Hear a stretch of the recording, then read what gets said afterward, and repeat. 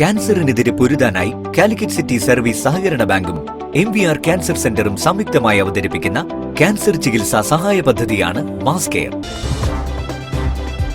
വാർത്തകൾ തുടരുന്നു. മാർച്ച് 29 ദുഃഖവെള്ളി ദിനത്തിൽ വയനാടൻ ചുരത്തിൽ നടത്തുന്ന കുരിശിന്റെ വഴിക്കുള്ള ഒരുക്കങ്ങൾ പൂർത്തിയായതായി ഫാദർ തോമസ് തുണ്ടത്തിൽ CMI.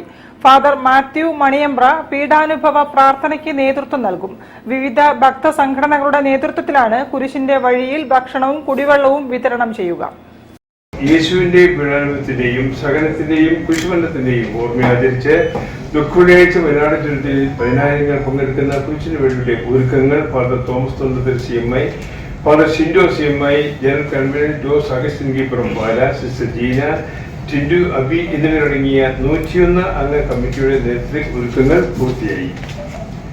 താമരശ്ശേരി അടിവാരം ബേസ്മെൻ ഗ്രോട്ടോയിൽ നിന്നും ലക്കിടി മൗണ്ട് സീനായി ദേവാലയത്തിലേക്ക് വയനാട് ചുരത്തിലൂടെ 16 കിലോമീറ്റർ ദൈർഘ്യമുള്ള കുരിശിന് വഴി ചെറു സംഘങ്ങളായി രാവിലെ മുതൽ ആരംഭിക്കുന്നതായിരിക്കും.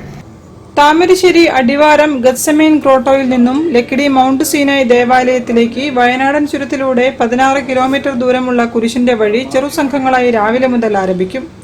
യേശുവും മാതാവും ഭക്തസ്ത്രീകളും അടങ്ങിയവർ ബൈബിളിലെ വേഷമണിഞ്ഞ് പരിഹാര യാത്രയ്ക്ക് മുന്നിൽ അണിനിരക്കും. ഉച്ചയ്ക്ക് 1:30 ലക്കിടി മൗണ്ട് സീനായി ദേവാലയത്തിൽ കുരിശിന്റെ വഴി പരിഹാര യാത്ര എത്തിച്ചേരും.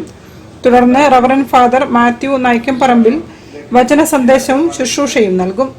കുരിശിന്റെ വഴി പരിപാടിക്കായി ആംബുലൻസ് ഉൾപ്പെടെയുള്ള മെഡിക്കൽ സംഘത്തിന്റെ സേവനവും സജ്ജീകരിച്ചതായി father Thomas Thundathil CMI, general convener Jose Augustine Keepuram Pala, Wilson Thundathil, Raju Kozhikode, Tindu, Abi Kozhikode തുടങ്ങിയവർ അറിയിച്ചു. News bureau, Kozhikode. Janam charitable trust ഇഫ്താർ സൗഹൃദ സംഗമം